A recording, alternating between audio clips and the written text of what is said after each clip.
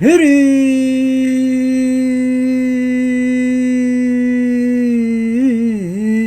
수심은 천재 보여 백년 탐문은 일조 진이로다 나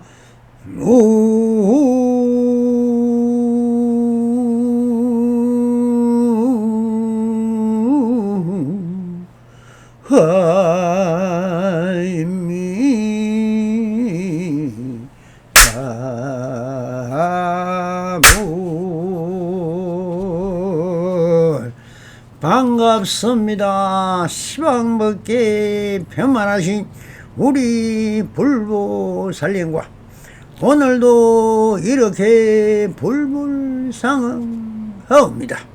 평상심이 도입니다. 언제나 안심인명하셔서 본불볼락하옵소서. 바람이 자 오늘도 조사선 후문록 상금 상당대기 28-3 무엇이 객관속의 주관입니까 하는 주제로 우리 불보살님들과 함께 선문답을 통하여 그 안에 숨어있는 현지를 깨시셔 한소시 하시기를 비옵니다.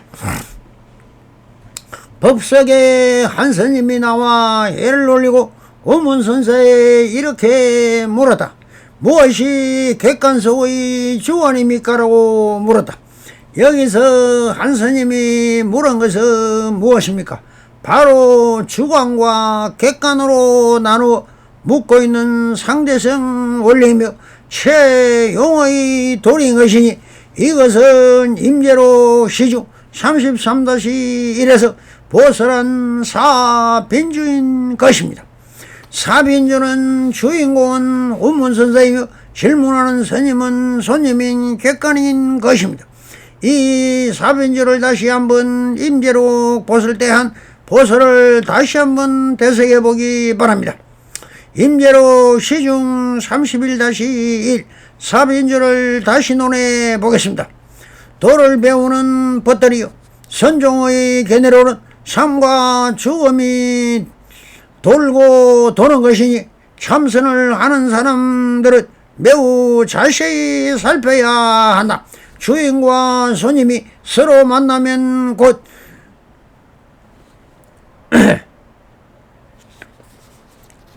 말들을 주고받는데 혹은 사람에게 맞추어서 모습을 나타내기도 하고 혹은 전체 작용을 하기도 하며 혹은 기형과 방편으로 기뻐하거나 성내기도 하며 혹은 몸을 반쯤 드러내 보이기도 하며 혹은 사자를 타기도 하고 혹은 코끼리를 타기도 한다. 만약 진정한 학인에서 대뜸 화를 나야 악교풀을 담고 담자 하나를 내려오면 선지식은 이것이 경계 믿긴 줄 모르고 곧 그 경계에서 이런 생각 저런 생각을 지어낸다. 이것을 본 학인이 다시 화를 나해도 앞의 선지식은 이미 놓아버리려 하지 않는다. 이것은 의사도 고칠 수 없는 불치의 병이다. 이런 경우를 계기 주인을 간파한다고 한다. 혹은 또 다른 경우는 선지식이 아무것도 내놓지 않고 확인이 물으면 묻는 대로 곧 뺏어 버린다. 확인이 빼앗기고 한사코 놓아버리려 하지 않으면 이것을 주인이 객을 간파했다고 한다. 이런 시중은 시중을 28에서 설한 사변주에서 설한 선지식이 하인을 제접하는 방편을 설하는 부분이다. 그 성기 방편에도 천차만별의 방편이 있으니 여기서도 또 다른 방편의 병폐의 잘못된 비선지식과 바른 선지식을 비유하여 말씀하고 계신다. 도를 배우는 벗들이여 선종의 견해로는 상과 죽음이 돌고 도는 것이니 참선을 하는 사람은 매우 자세히 살펴야 한다. 생사일리라 했다. 밖에서 본다면 활동과 죽음을 형상과 작용의 변화에 불과하다.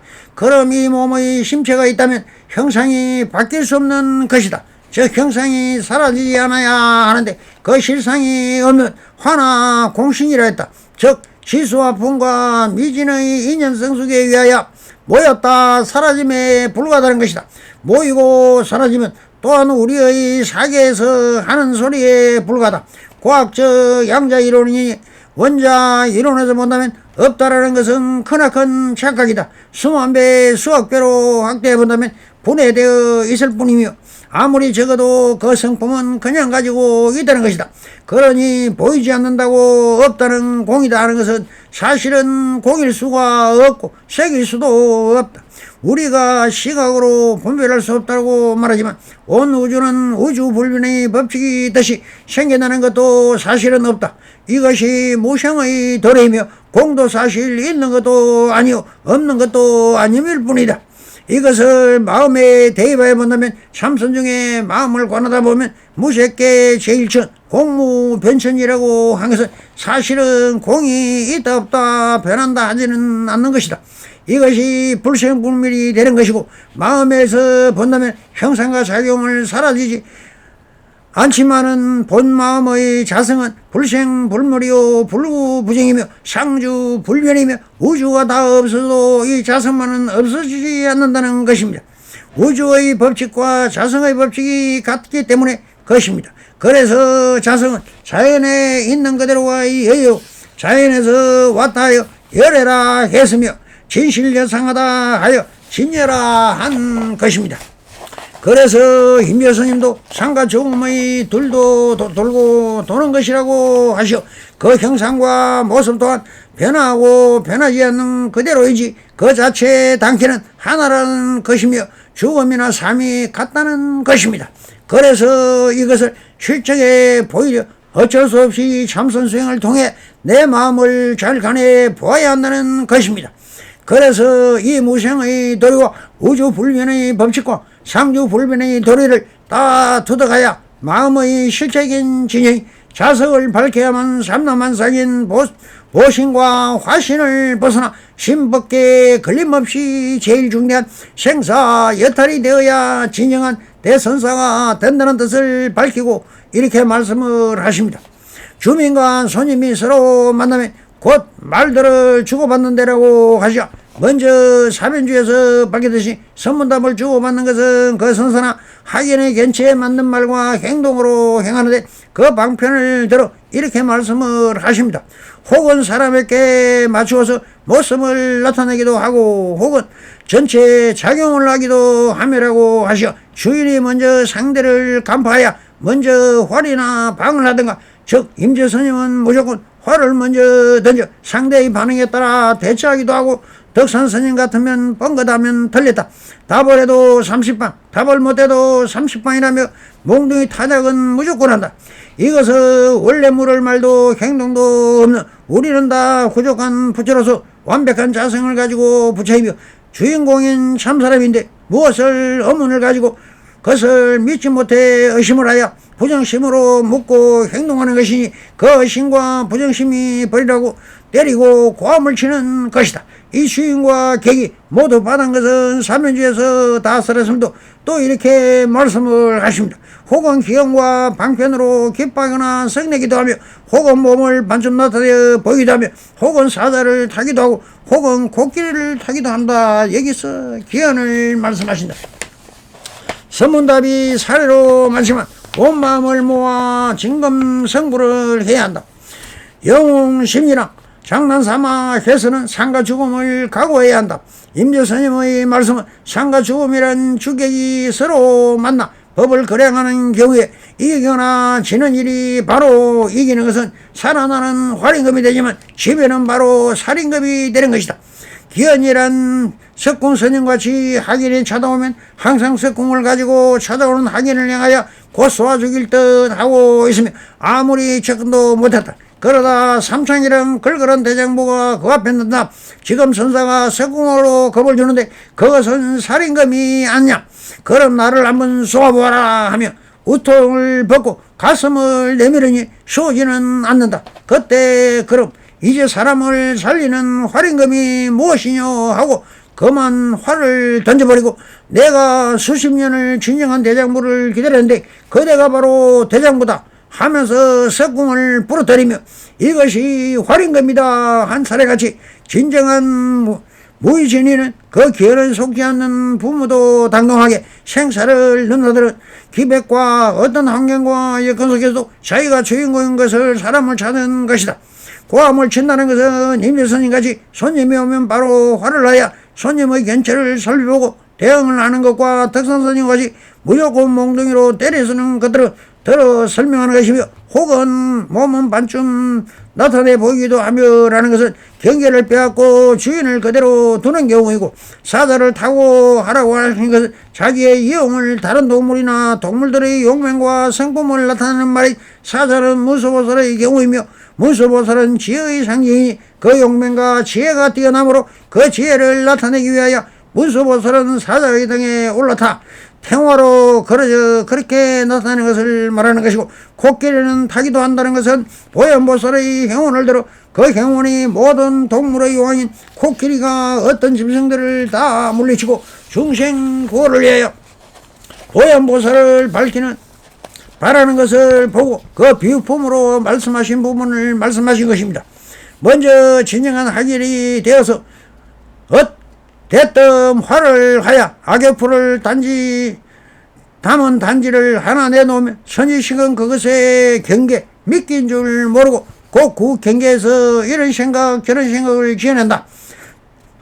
다음 편 간변에서 임효스님이 많은 선지식들을 참배하고 법거량을 하고 온 부분에서 상세히 살펴보도록 하고 여기서는 선지식이 학인인 척 주인을 향하여 한마디를 던지는 경우를 설파하십니다. 여기서 이런 유의 경우라면 학인이 물으면 이것을 학술적으로 경문을 인용하여 알아듣게끔 설명을 하는 선지식이 있습니다. 이런 사가로 보슬같이 말입니다. 그러나 이 보슬은 사바세계에 있는 모든 중생들을 향하여 불교의 대의와 조사선의 대의와 불교의 현황과 역사와 전통과 누가 들어도 통할 수 있는 보편적인 교리와 이치와 도리와 노실적으로 회통을 시킬 뿐이지 선문답은 직접 이 납성을 찾아오시면 저를 시험해 보시든지 법거량을 하든지 기원을 보이시듯 한번 해보라고 말씀드리겠습니다. 인재스님도 시중이다 보니 이런 말씀을 하시는 것입니다. 이렇게 손님이 주인을 간파하고 화를 하면 이 주인이 지금 설명하고 있는 것이 조사선도 아니고 근본도리에 맞지 않는 말인 줄 모르고 경전과 어록에 있는 말을 가져다 짜맞추고 있으니 참으로 한심한 작자입니다. 그래서 임예스님은 이렇게 말씀을 하십니다. 이것을 본 항인이 다시 화를 하여도 앞의 선지식은 이를 놓아버려 하지 않는다. 이것은 의사도 고칠 수 없는 불치의 벽이다 라고 하십니다. 이 주인은 자기가 지금 무슨 말을 하는지 모르고 그 화를 오히려 설명을 하러 들고 있으니 객인 손님이 다시 화를 하면 회광반조 다시 자기를 돌아보아야 할 것인데 비선지식처럼 오히려 그 예의가 없으니 법도도 모르느니 하면서 상대를 비난하고 있으니 이런 것도 보고 이런 해오한 선지식은 불의문자 어느 단 심행체멸의 근본도 모르는 선지식이니 이런 사람은 의사나 고칠 수 없는 눈먼 속의 고맹이라고 하십니다. 그리고 아주 혹평을 하십니다. 이런 경우를 객이 주인을 간파한다라고 한다. 이런 경우를 객이 주인을 간파한다고 하는 경우라고 하십니다. 다음으로 주인이 객과 객을 간파하는 경우를 이렇게 말씀을 하십니다. 혹은 또 다른 경우는 선지식이 아무것도 내놓지 않고 학인이 물으면 묻는 대로 곧 빼앗아 버린다. 학인이 빼앗기고 한사코 놓아버리지 않으려고 하느면 이것은 주인이 객을 감반다고 한다. 주로 선지식은 학인이 물으면 사고백별을 부정해버린다. 이것은 학인이 묻는 것은 문자나 행위나 어록에 있는 경우를 가져와 묻는 것이니 이것은 전부 남의 손을 세는 것이다. 그래서 순근계를 물으면 역근계로 부정해버리는 것은 그게 바로 상차, 상조요, 차조, 동시가 되어야 하는 것이니 회강 반주하여 부정하고 부정하여 절대평등을 얻어야 한 소식하고도 어정이라면 갖고 있는 것인데 자기 주장을 하려 왔다면 착각 중에 착각이며 무슨 소리를 한다 해도 다 중생의 생각일 뿐인 것입니다.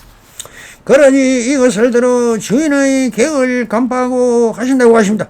모든 것은 상대성이며 상대가 서로 상처하지 않으면 그 어떤 것도 드러내버릴 수가 없는 공인 것입니다.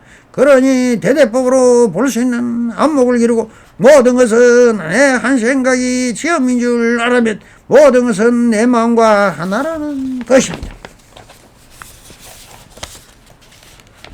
그러니 묻는 것이 답이라고 답이고 묻는 것이 되는 것입니다. 있는 그대로 완전한 자유입니다. 그래서 모처럼 질문다운 질문을 들어오는 학인을 향하여 이렇게 하십니다. 질문이 하나 날라오는구나라고 칭찬을 하십니다. 그런데 이스님은 사빈주 가운데 이렇게 다시 묻습니다. 무엇이 주관 속의 주관입니까? 라고 하십니다. 위에서는 무엇이 객관 속의 주관입니까? 물었는데 질문 가운데 질문 하나가 날라온다는 원문선사가 신찬에 이제 다시 주관 속의 주관입니까? 묻는 것은 사빈주가 아니라 주관 속의 주관이란 바로 선문답은 주관과 객관의 사이에서 선문답을 하고 있지만 그 묻는 그대로가 답이라는 뜻이다. 즉 주인공인 원문선사가 질문을 하는 내가 둘이 아니라 원문선사의 마음속의 나에 대한 나의 마음속의 생각이 그대로 원문선사의 답이라는 것이다. 즉 이심전심이라 저의 마음이나 선사의 마음이 하나가 될 때 어떻습니까? 라고 물었다. 이것은 부처님의 마음이나 중생의 마음이 다르지 않고 주관과 객관도 하나이며 마음을 체형으로 구분하여 묻고 답하지만 그냥 말일 뿐 말은 소리의 파장일 뿐이며 무라고 하여 해도 다 지금은 여기 있는 그대로라는 말을 하고 있는 수입니다. 그러나 사면주에서 본다면 주인과 객이 합일이 되었다는 것입니다. 그래서 우문서는 이러한 경우를 들어 이렇게 말씀을 하십니다. 차수하라, 즉 합장을 하라 하십니다. 마음속으로 왼손이 둘이지만 몸에서 보면 하나이며 둘이면서 하나이고 하나이면서 둘인 도리를 설파하십니다. 그러니 일성 법문이 되어버립니다. 돌! 지금 여기 법석은 오직 주인과 객이 하나가 되어 같은 무심의 경지를 해롱하고 있다. 그래서 객은 이렇게 다시 묻습니다. 객관과 주관의 간격은 얼마나 됩니까? 라고 물은 것은 체형의 도리, 상대성 도리에서 주객의 도리에서 주객과 객관의 간격이 얼마나 됩니까? 하고 물었습니다. 하나입니까? 둘입니까? 둘이라면 그 사이에 얼마나 됩니까? 라고 묻고 있다. 그래서 하나이면서 둘이고 둘이면서 하나인 대대법으로 이렇게 답을 하십니다. 거기서 거기다라고 하시어 주가 객이며 객이 주인인 것이니 각각서 거기라고 하십니다. 알겠습니까? 이 서문답을 듣고 여러분은 어떻게 생각하십니까? 한 소식 한 것입니까? 돌! 그런데 이제 하기는 이심전심으로 무해자제하게 걸림없이 서로 통하는 것을 보고 다시 이렇게 말을 합니다. 무슨 이야기를 해야 합니까? 라고 하십니다. 그러니 이제 다른 이야기를 하면 무엇을 하는가 하시면서 원문서는 평상심으로 말합니다. 상구 27이다 라고 하십니다. 이렇게 절하고 물러나는 것을 보고 있던 한 스님이 나와 걸림없는 선문답을 듣고는 이렇게 묻습니다. 스님의 법석을 쳐다봤을 때부터 모르겠습니다. 가르쳐 주십시오라고 묻습니다. 자신이 아무것도 모른다고 하는 것은 그래도 견처가 조금은 있는 학인입니다. 그래서 그대는 모르는 것이 아니라 드러낼 줄을 모를 뿐이다. 그대 불성은 다 알고 있지만 반야지혜를 드러낼 수 없을 뿐이다. 그러니 이제 그대 스스로 그대의 머리를 뵐 수 있느냐고 묻고 있습니다. 너 머리를 벨 수 있느냐라고 묻는 원로선사의 말에 말문이 막힙니다. 그래서 다시 이렇게 부탁을 오히려 드립니다. 제가 미혹을 단박시도록 스님께서 가르쳐 주십시오라고 부탁하니 원문사는 이렇게 말씀을 하십니다. 양조의 살값은 얼마나 되더냐며 쓸데없는 것을 생각하여 일으키냐. 지금 여기서 그대가 양조의 살값 얼마가 되는지 하는 지쇼적인 생각을 해달라고 하십니다. 그런데 위에 스님이 개합을 하는 것을 보고 자기도 깨닫게 해달라는 뜻은 이렇게 말을 합니다. 두 부처가 만났을 땐 어떻습니까? 라고 선사가 마음을 묻고 있다. 우연한 일이 아니다. 이렇게 깨닫는 것은 우연이 아니라 필연이요 시절연이라고 하십니다. 성불이년 맺으소서. 원 바람 감사합니다.